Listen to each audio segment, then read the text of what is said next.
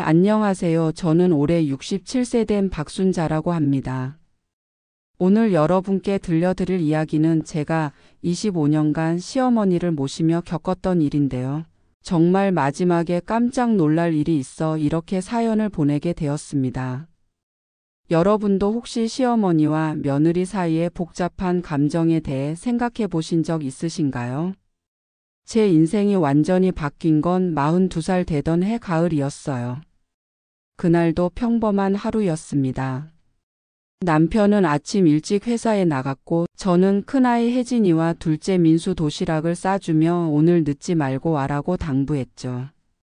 혜진이는 고3이었고 민수는 중2였는데 그 나이 아이들이 다 그렇듯 엄마 말은 한 귀로 듣고 한 귀로 흘리더라고요. 오후 3시쯤이었을 거예요. 갑자기 남편 회사에서 전화가 왔는데 부인 빨리 병원으로 오세요. 과장님이 쓰러지셨어요 라는 거예요. 그때만 해도 설마 했어요. 우리 남편은 건강했거든요. 술도 담배도 안 하고 혈압도 정상이었는데 말이에요. 병원에 도착했을 때 남편은 이미 응급실에 있었어요. 의사 선생님이 나와서 하시는 말씀이 급성 심근경색으로 심폐소생술을 했지만 그 뒤에 말은 들리지 않았어요. 머리가 하얘지면서 다리에 힘이 풀리더라고요. 남편은 그렇게 갑자기 세상을 떠났습니다. 아침에 오늘 회식 있으니까 늦을 것 같아. 저녁은 먹고 자라고 했던 그 사람이 영영 집에 오지 못하게 된 거예요. 42살의 나이에 갑자기 홀로 된 거죠. 장례식장에서 3일을 보내는 동안 정신이 없었어요. 혜진이와 민수는 아빠를 잃은 충격에 멍하니 있었고 저는 문상객들을 맞느라 정신없이 바빴죠. 그런데 그때 제일 걱정스러웠던 건 시어머니였어요. 시어머니는 당시 72세셨는데 아들을 잃은 충격이 너무 컸나 봐요. 장례식장에서 계속 내가 먼저 가야 하는데 내가 먼저 가야 하는데라고 중얼거리시면서 밥도 안 드시고 물도 안 마시셨어요. 옆에서 지켜보는 제 마음도 너무 아팠죠. 시어머니는 혼자 사셨거든요. 시아버지는 제가 결혼하기 전에 돌아가셨고 시어머니는 30년 넘게 혼자 지내셨어요. 성격이 워낙 강하셔서 나는 혼자서도 잘 살 수 있다고 하시며 자식들이 모시러 와도 거절하셨던 분이었거든요. 그런데 아들을 잃고 나니 완전히 달라지셨어요. 갑자기 많이 늙어 보이시고 기운도 없고 혼자 두기가 걱정스러웠죠. 장례를 치른 후 일주일쯤 지났을 때 시댁 식구들이 모였어요. 큰아버님, 작은아버님 그리고 시숙모들까지 말이에요. 주제는 물론 시어머니를 어떻게 모실 것인가였죠. 큰아버님이 먼저 말을 꺼내셨어요. 어머니가 저렇게 기운이 없으시니까 혼자 두면 안 될 것 같은데. 그러자 시숙모가 바로 그렇다고 해서 저희가 모실 수는 없어요. 저희도 애들 키우느라 정신없는 데라고 하시더라고요. 작은 아버님도 마찬가지였어요. 저희는 아파트가 좁아서 어머니 모실 공간이 없어요. 그리고 처가에서도 신경 쓸 일이 많아서 결국 모든 시선이 저에게 집중됐어요. 큰아버님이 순자야 미안하지만 네가 어머니를 모셔야 할 것 같다. 혁수가 장남이었으니까 당연히 장남 며느리가. 솔직히 말하면 전혀 내키지 않았어요. 시어머니와 저는 그때까지도 그리 가깝지 않았거든요. 결혼한 지 20년이 넘었지만 늘 어색했어요. 시어머니는 성격이 까칠하시고 직설적이셔서 저를 볼 때마다 밥이 짜다, 청소를 제대로 안 했다, 아이들 교육을 잘못하고 있다 이런 식으로 잔소리를 하셨거든요. 특히 명절 때마다 고생이었어요. 제가 음식을 해도 우리 혁수는 이런 음식 안 좋아한다. 왜 이렇게 만들었냐는 식이었죠. 한두 번이 아니라 항상 그러시니까 저도 점점 시어머니를 피하게 되었어요.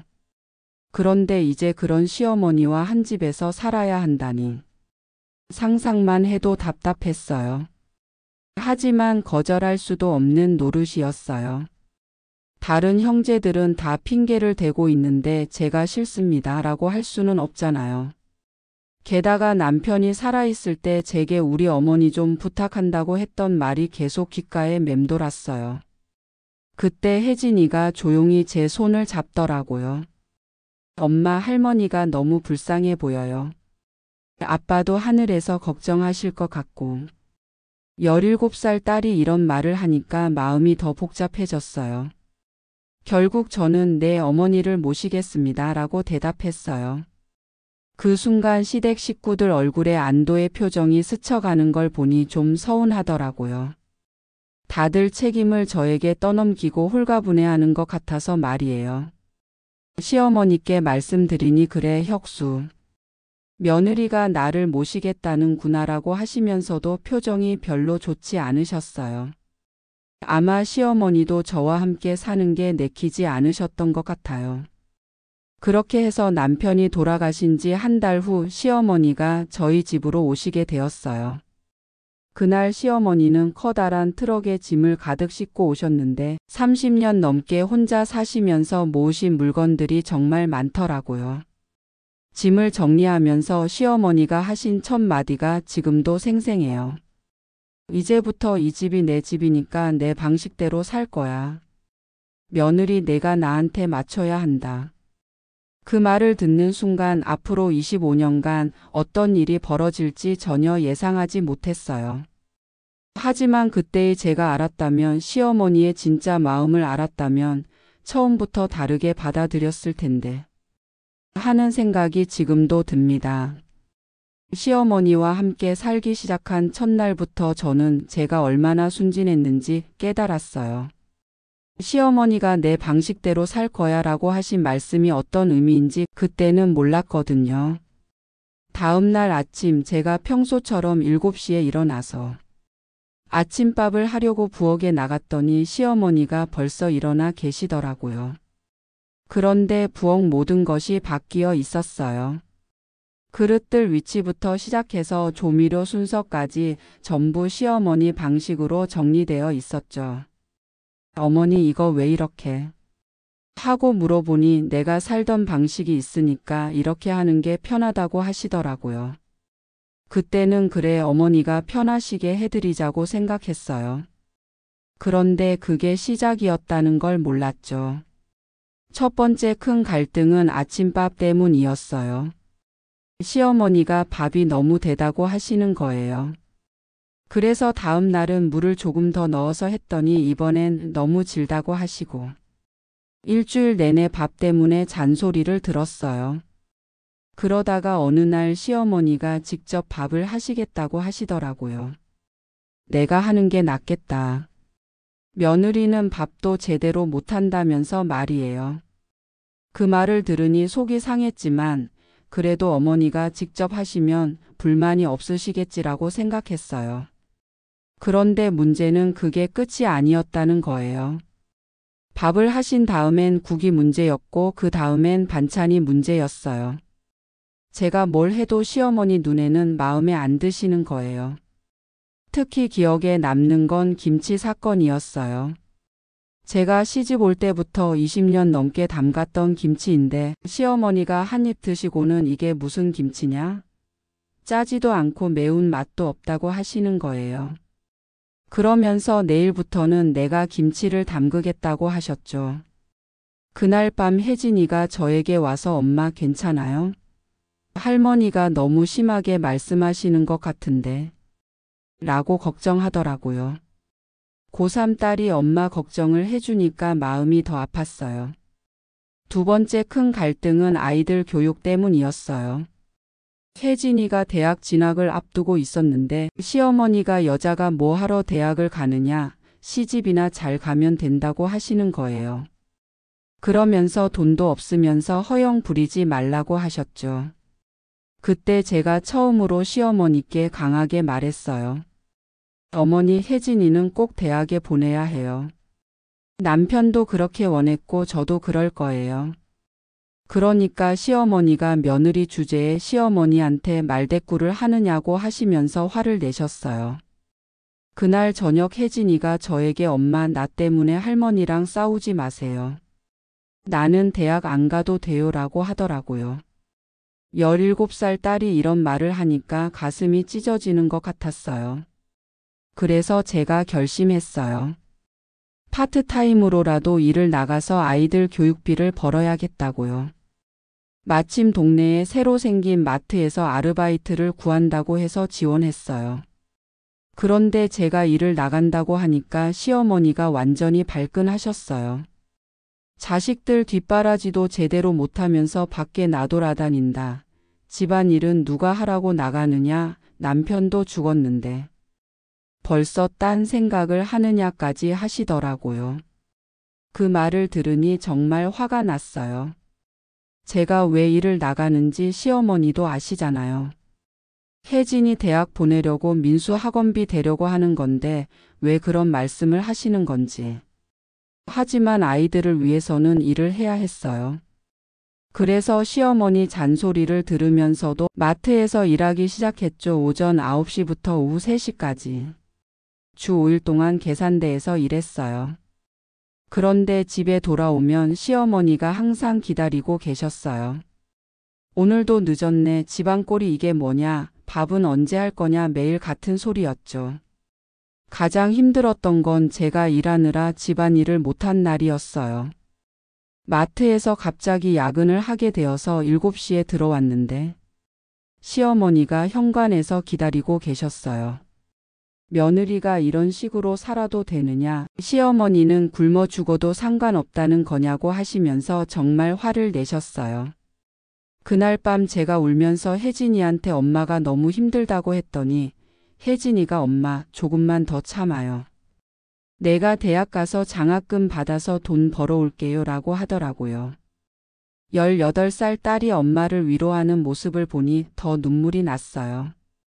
그렇게 몇 년이 지나고 혜진이는 대학에 합격했어요. 다행히 장학금도 받았고요. 그런데 시어머니는 끝까지 돈 낭비다라고 하셨어요. 민수도 마찬가지였어요. 고등학교 들어가서 미술에 관심을 보이니까 미술학원에 보내려고 했는데 시어머니가 그런 거 배워서 뭐 하냐, 돈만 낭비다고 하시는 거예요. 그래서 제가 어머니 민수 재능이 있어요. 한번 해보게 해주세요라고 부탁했더니 내 돈으로 하지 말고 내 돈으로 해라고 하셨어요. 결국 제가 마트에서 받은 월급으로 민수 학원비를 댔어요. 그런데 그것도 매달 또 그런데 돈 쓴다고 잔소리를 들어야 했죠. 시어머니가 아프실 때가 가장 힘들었어요. 당뇨에 고혈압까지 있으셔서 한 달에 2번은 병원에 모셔가야 했거든요. 그런데 병원에 갈 때마다 내가 이렇게 아픈 것도 다 며느리 때문이다. 스트레스를 너무 많이 받아서 병이 났다고 하시는 거예요. 한 번은 시어머니가 혈당이 너무 높아서 응급실에 가게 됐어요. 그런데 의사 선생님이 어머님 식단 관리를 잘 하셔야 해요라고 하니까 시어머니가 우리 며느리가 밥을 짜게 해서 그렇다고 하시는 거예요. 그 말을 듣고 얼마나 억울했는지 몰라요.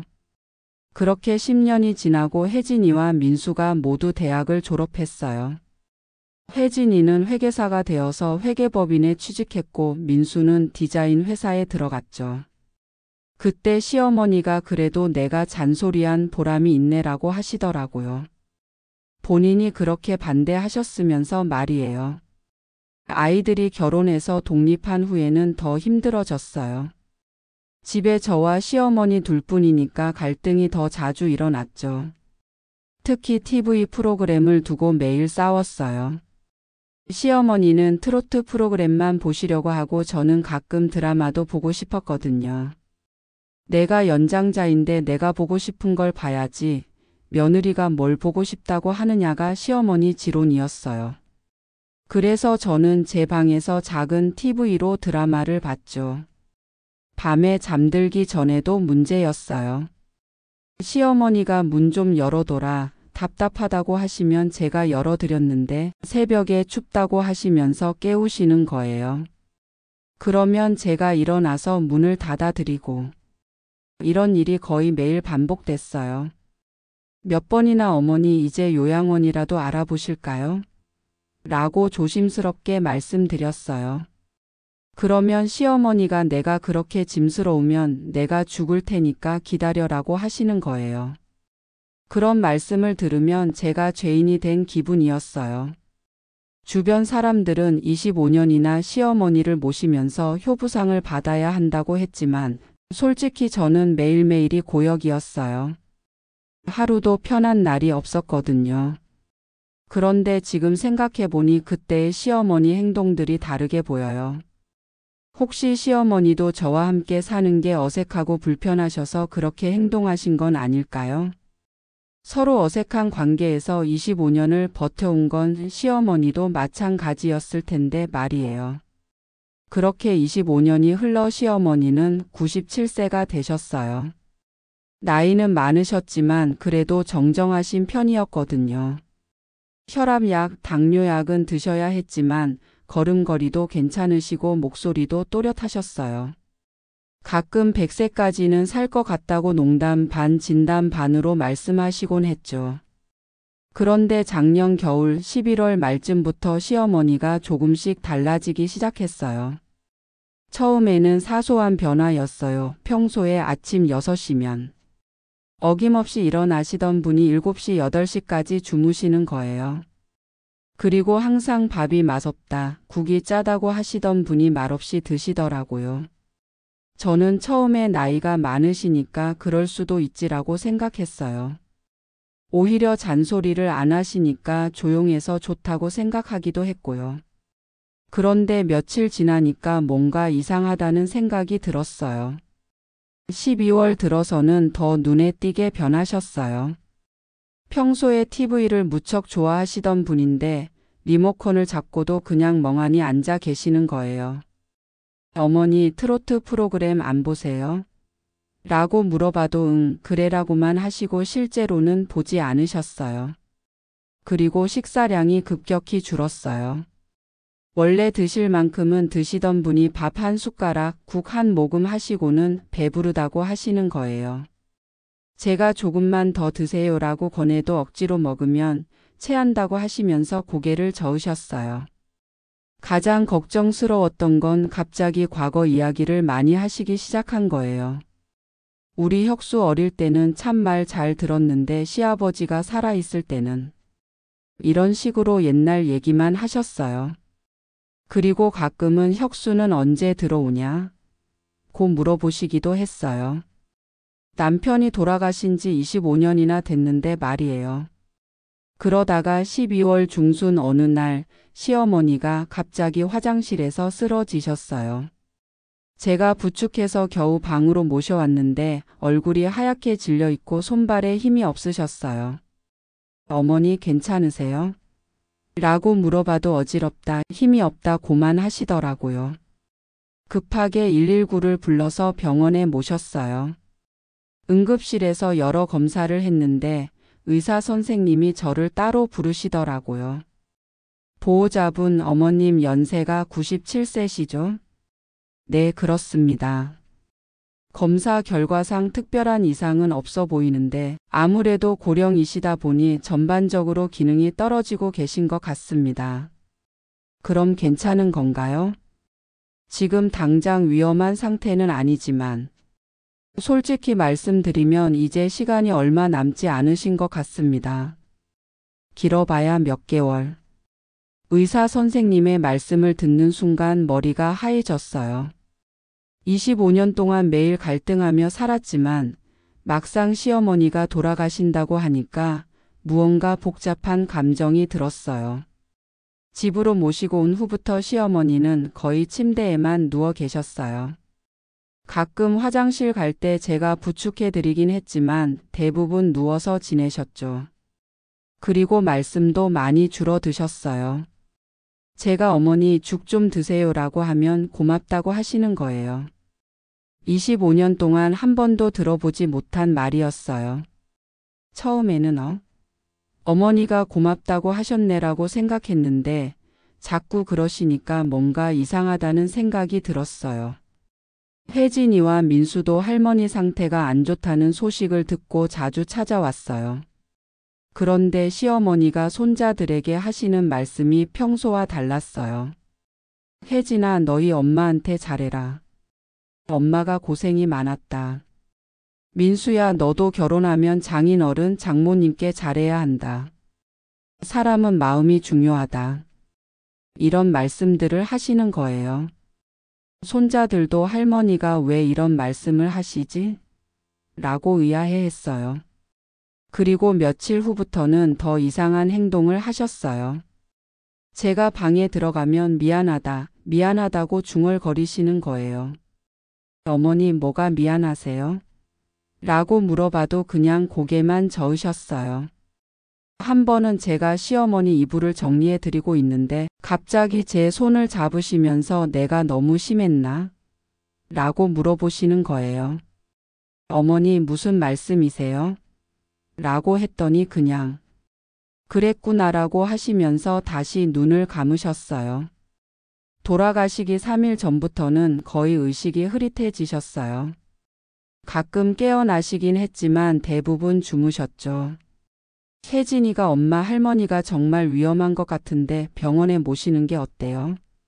라고 했지만 시어머니가 예전에 나는 집에서 죽고 싶다고 하신 말씀이 생각나서 그냥 집에서 지켜봤어요. 그리고 돌아가시기 바로 전날 밤이었어요. 저는 시어머니 옆에서 밤새 지키고 있었는데 새벽 2시쯤 갑자기 시어머니가 눈을 뜨시더라고요. 그리고는 제 얼굴을 한참 바라보시다가 이렇게 말씀하시는 거예요. 순자야. 25년 만에 처음 제 이름을 정답게 부르시는 거였어요. 항상 며느리 순자네 엄마라고만 하시던 분이 말이에요. 네, 어머니. 내가 평생 너한테 미안하다. 시어머니 목소리가 떨리고 있었어요. 그리고 눈가에 눈물이 맺혔고요. 어머니, 괜찮아요. 말씀 마세요. 아니다. 나는 말해야겠다. 이제 시간이 없으니까.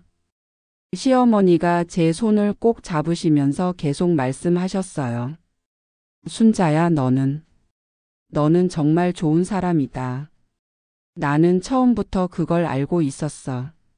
어머니, 혁수가 너를 데려왔을 때 나는 속으로 우리 아들이 정말 좋은 사람을 만났구나 했다. 너는 착하고 성실하고 마음씨도 고왔어. 저는 깜짝 놀랐어요. 25년 동안 한 번도 들어보지 못한 말씀이었거든요. 그런데 나는 왜 그렇게 못됐을까? 너한테 좋다는 말 한 번 못했을까? 시어머니가 울기 시작하셨어요. 97세의 할머니가 며느리 앞에서 우시는 모습을 보니 제 가슴도 뭉클해졌어요. 어머니, 울지 마세요. 순자야, 내가 너한테 그렇게 못되게 군 이유를 알고 싶지? 어머니, 나는 너를 너무 좋아해서 그랬다. 너한테 의지하게 될까봐 무서워서. 그 말을 듣는 순간 저는 정말 충격을 받았어요. 25년 동안의 모든 갈등이 사실은 그런 이유였다니. 며느리가 아니라 친딸이었으면 얼마나 좋았을까. 그랬으면 내가 이렇게 매정하게 굴지 않았을 텐데. 내가 너한테 사랑한다고 말할 수 있었을 텐데. 시어머니의 고백을 들으며 저도 눈물이 쏟아졌어요. 25년 동안 저를 괴롭혔던 모든 말들이 사실은 서툰 애정 표현이었다는 걸 그제야 알았거든요. 순자야, 나를 용서해 줄 수 있겠니? 이 늙은 시어머니를. 어머니, 저야말로 죄송해요. 어머니 마음을 몰랐어요. 그날 밤 새벽까지 시어머니와 저는 처음으로 진짜 대화를 했어요. 서로의 마음을 처음으로 털어놓은 거죠. 그리고 다음 날 아침 7시. 시어머니는 제 손을 꼭 잡은 채로 조용히 숨을 거두셨습니다. 마지막까지 평안한 표정이셨어요. 시어머니가 돌아가신 후 3일간 장례를 치렀어요. 25년을 함께 살았지만 막상 장례를 준비하려니 막막했어요. 시댁 식구들이 모여서 회의를 했는데 25년 전 남편 장례 때와는 분위기가 완전히 달랐어요. 큰아버님이 순자야, 25년 동안 정말 고생 많았다. 우리가 다 알고 있어라고 하시더라고요. 작은 아버님도 어머니가 편찮으실 때마다 내가 다 돌봤잖아. 우리는 정말 미안하다고 하셨어요. 그동안 한 번도 들어보지 못한 고마움의 표현들이었죠. 장례식장에 온 조문객들도 저에게 정말 효부다. 25년을 한결같이 모시다니라는 말들을 해주셨어요. 그런데 이상하게도 전혀 뿌듯하지 않았어요. 시어머니와의 마지막 대화가 계속 머릿속에 맴돌았거든요. 내가 정말 효부였나? 25년 동안 진심으로 모신 게 아니라 그냥 의무감으로 버틴 건 아닌가? 이런 생각들이 계속 들어서 오히려 죄스러웠어요. 둘째 날 저녁 문상객들이 모두 돌아간 후 시댁 식구들이 모였어요. 시어머니의 유품을 정리하고 상속 문제를 의논하기 위해서였죠. 사실 상속할 게 별로 없을 거라고 생각했어요. 시어머니는 연금으로 생활하셨고 특별한 재산이 있다고 들은 적이 없었거든요. 그런데 큰아버님이 의외의 말씀을 하시는 거예요. 어머니가 돌아가시기 전에 나한테 특별히 전해달라는 게 있다고 하셨어. 뭔데요? 순자한테만 주라고 하시면서 봉투 하나를 맡기셨어. 큰아버님이 주머니에서 두꺼운 봉투를 꺼내시더라고요. 제 이름이 또박또박 적혀 있었어요. 시어머니의 글씨였죠. 이거 언제 주신 거예요? 한 2주 전쯤. 갑자기 나한테 전화해서 꼭 와달라고 하시더라고. 가보니 이걸 주시면서 순자한테 꼭 전해달라. 다른 사람들한테는 말하지 말라고 하셨어. 다른 시댁 식구들도 궁금해하며 저를 쳐다봤어요. 저도 무엇이 들어있는지 전혀 예상할 수 없었어요. 지금 열어봐도 될까요? 그래, 어머니가 너한테 주신 거니까 내가 확인해봐. 손이 떨렸어요. 봉투를 여는데 안에서 또 다른 봉투 여러 개가 나왔어요. 그리고 편지 한 통이 있었고요. 첫 번째 봉투를 열어보니 보험 증서가 들어 있었어요. 보험회사 이름을 보고 깜짝 놀랐어요. 제가 알고 있는 큰 보험회사였거든요. 그런데 더 놀라운 건 계약자와 수익자란에 제 이름이 적혀 있다는 거였어요. 이거 제 이름으로 되어 있는데. 보험 금액을 보고는 정말 기절할 뻔했어요. 3천만 원이었거든요. 그것도 25년 전부터 가입된 보험이었어요. 시댁 식구들도 다들 놀라시더라고요. 이게 뭐야? 어머니가 언제 이런 보험을 들으셨지? 그것도 순자 이름으로? 두 번째 봉투에는 통장이 들어 있었어요. 제 이름으로 된 적금 통장이었는데 잔액을 보고 또 한 번 깜짝 놀랐어요. 2,500만 원이었어요. 통장 내역을 하나하나 확인해 보니 정말 놀라웠어요. 25년 전부터 매달 5만 원씩 시작해서 10년 후부터는 매달 10만 원씩, 마지막 5년간은 매달 15만 원씩 꼬박꼬박 입금된 기록이 있었어요. 이게 도대체 뭐예요? 어머니가 언제 이렇게. 작은 아버님이 통장을 보시더니 어머니 연금이 한 달에 80만 원 정도였는데 그 중에서 이렇게 모으셨다는 거야?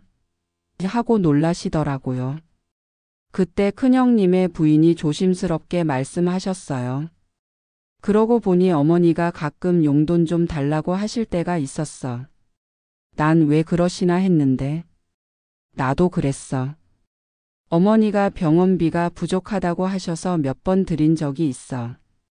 그제야 알겠더라고요. 시어머니가 자식들한테 받은 용돈까지 모아서 제 이름으로 적금을 넣으셨다는 걸 말이에요. 세 번째 봉투에는 또 다른 놀라운 것이 들어 있었어요. 제가 결혼했을 때부터 찍은 가족 사진들이었어요.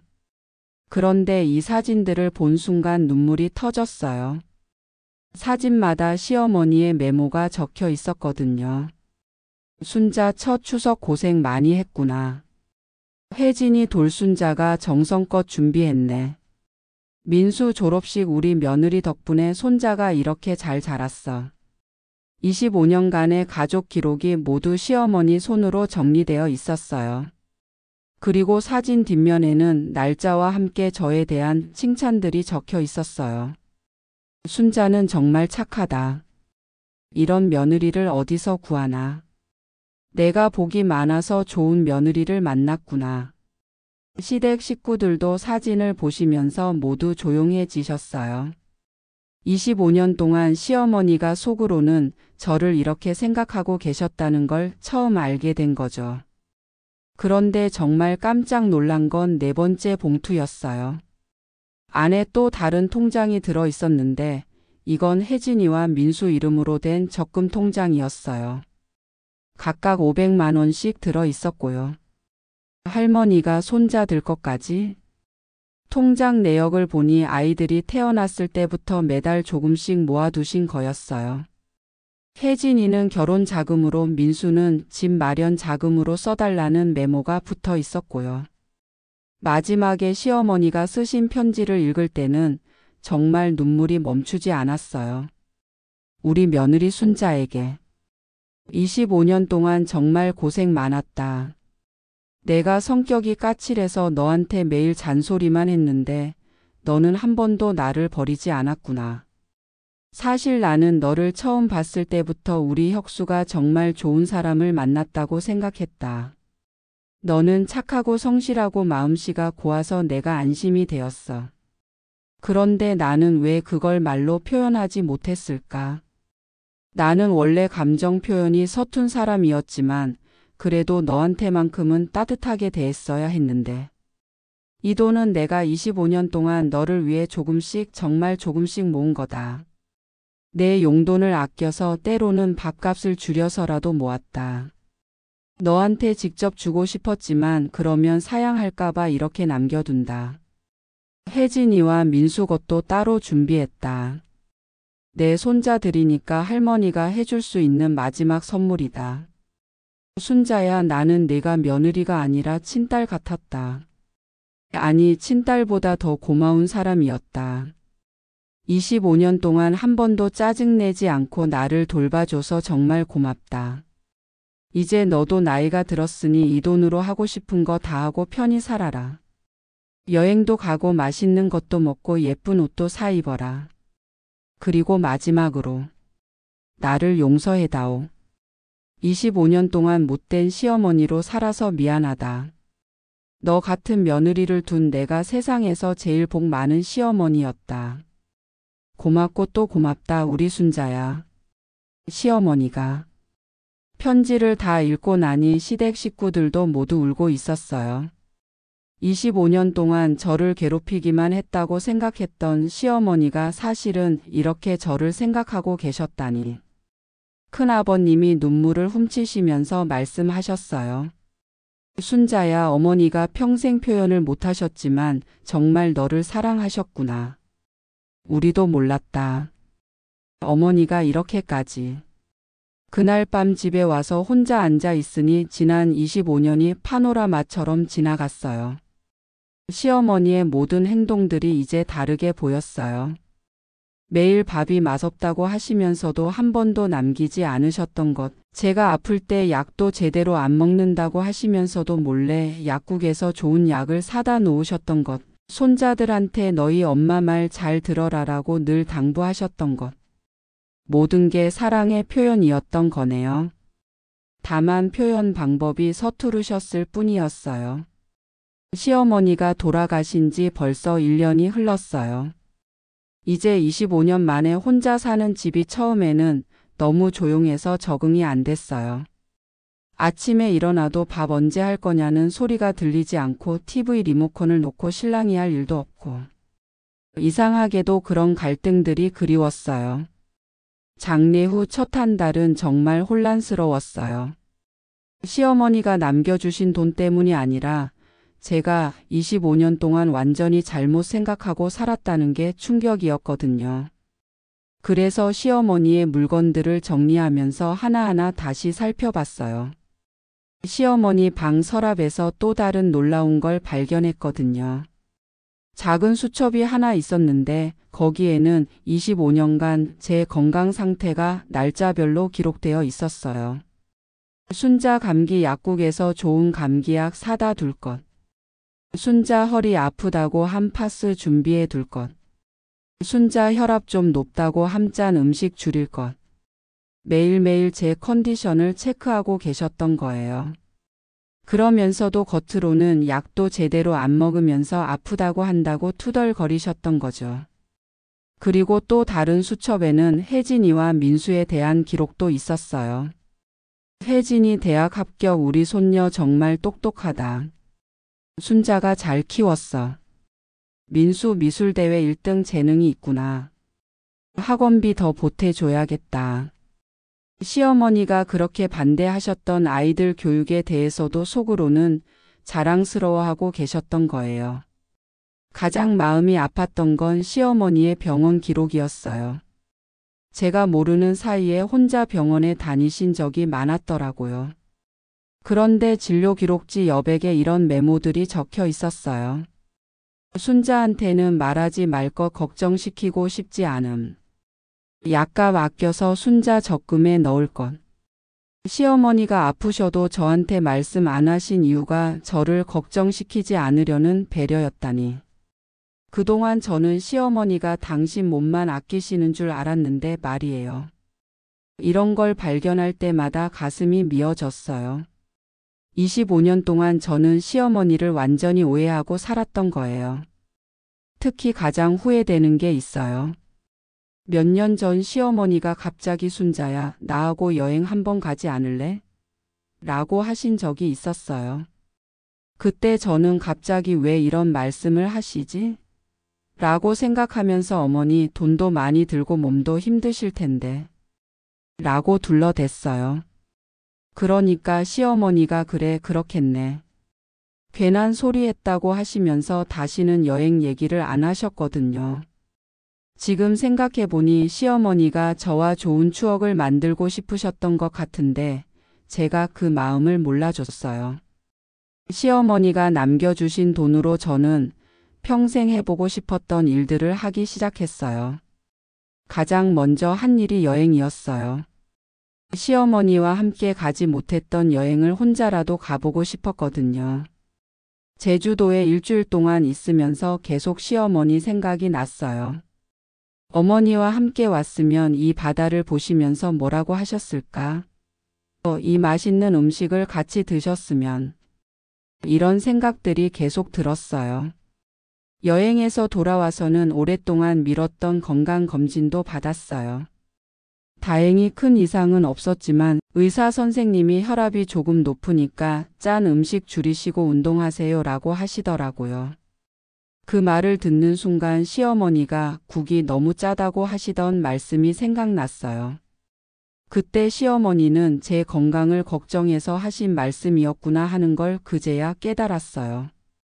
혜진이와 민수에게도 할머니가 남겨주신 돈 이야기를 했어요. 두 아이 모두 깜짝 놀라면서 할머니가 그렇게 우리를 생각하고 계셨어? 라고 하더라고요. 혜진이가 엄마 사실 할머니가 무서웠어. 항상 엄마한테 잔소리 하시는 것 같아서. 그런데 할머니가 속으로는 엄마를 그렇게 사랑하셨다니 정말 놀라워라고 하더라고요.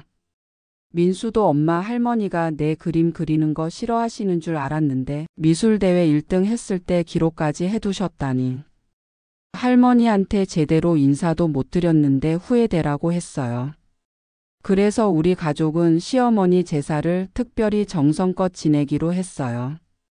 시어머니가 좋아하셨던 음식들로 상을 차리고 평소에 하지 못했던 감사의 말씀들을 많이 드렸어요. 지금 저는 시어머니가 남겨주신 돈으로 노인대학에 다니고 있어요. 한글 서예를 배우고 있는데 정말 재미있어요. 그리고 같이 수업 듣는 할머니들과 친해져서 가끔 함께 여행도 가고 맛있는 것도 먹으러 다녀요. 무엇보다 제일 좋은 건 마음이 편해졌다는 거예요. 25년 동안 시어머니와의 갈등 때문에 항상 스트레스 받고 살았는데 이제는 그 모든 게 오해였다는 걸 알게 되니까 마음이 홀가분해졌어요. 가끔 동네 아줌마들이 시어머니 없으니까 얼마나 편해? 라고 물어보시는데 저는 오히려 그리워요라고 대답해요.